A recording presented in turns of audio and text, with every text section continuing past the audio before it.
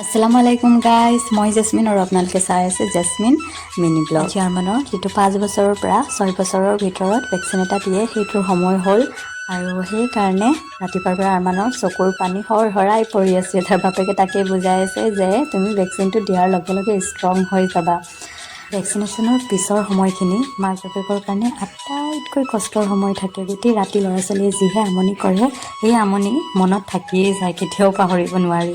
আধা ৰাতি মানুহজনে চাই দিয়ে আৰু আধা ৰাতি মই চাওঁ, সি টোপনিয়াই, এনেকুৱাকৈ গোটেই ৰাতিটো পাৰ হয়। আৰু আজিও ইমান দিনৰ মূৰত ভেকচিন, বহুত দিন গেপ গৈছে, সৰুতেতো কেইদিনমান পিছে মানে ভেকচিনেশ্যনৰ পিছতে আহি পালোঁ পাৰ্লাৰত। বহুত দিনৰ মূৰত আহিছে দেই। অহাৰ পিছত এয়া দুপৰীয়াৰ সাজত ৰেডি কৰিছোঁ চিম্পল থালি। ইফালে ফ্ৰেছ ভুল পিটিকি লৈছোঁ, লেচেৰা মাহ ফ্ৰাই আৰু অলপ চব্জি আছিলে। দুপৰীয়াৰ সাজ এয়াৰে খালোঁ।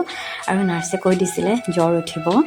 প্ৰত্যেকটো ভেকচিনেশ্যনতে জ্বৰ নুঠে, কিছুমানতহে উঠে। আজিওতো উঠিব দেই কৈ দিছে। এতিয়ালৈকেতো ঠিকেই আছে, কিন্তু ড্ৰয়িং কৰাৰ পিছত সি শুই দিছে। তাৰ হেনো বিষাইছে অলপ হাতত, এখন হাত হিলাব পৰা নাই ইমান। ৰাতিৰ অলপ কষ্ট, কিন্তু বহুত বেমাৰৰ পৰাই ৰক্ষা পৰিব।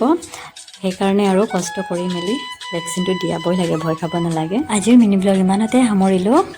আশা কৰিছোঁ আপোনালোকক ভাল লাগিছে বুলি, আৰু যদিহে ভাল লাগিছে তেনেহ'লে লাইক আৰু ফ'ল' কৰিব। আৰু যিসকলে মোৰ মিনি ব্লগক মৰম দিছে তেওঁলোককো ধন্যবাদ থাকিল। আজি ইমানেই গাইজ, আকৌ লগ পাম পুনৰ নতুন এটি মিনি ব্লগৰ সৈতে। Bye bye.